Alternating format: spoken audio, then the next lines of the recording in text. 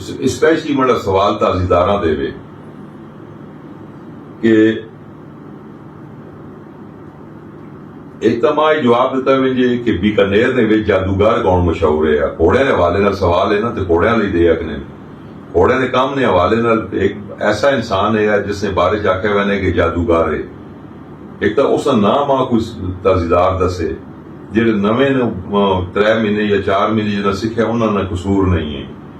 मैं ताज़ीदारां दे प्रॉपर जेडे ताज़ीदार होण जिन्होंने घर 100 साल ने घोड़े खले हो जेदा फखर है होना भी चाहिए मुंडा उन्होंने सारे ते सवाल है। चाचू मेरे नाकस इलम के मुताबिक, क्योंकि मैंने थोड़ा बड़ा शौक है रक्स का घोड़ा डांस का, मेरे नाकस इलम के मुताबिक जिस जादूगर की तुसी गल कर रहे हो, नाकस इलम फिर वही आंदा जिदा जेड़ा ए शक को डाउट होवे, कन्फर्म में नहीं, लेकिन मेरे हिसाब विच जादूगर की तुसी गल कर रहे हो उसका नाम मीर खान बीकानेरिया है कि जेड़ा उस्ताद बदरदीन दा वालिद हन उस्ताद फजलदीन मेरे ख्याल च उन्हां दे उस्ताद, ते मेरे ख्याल तुसी उन्हां दी गल कर रहे हो उस्ताद मीर खान बीकानेरिया।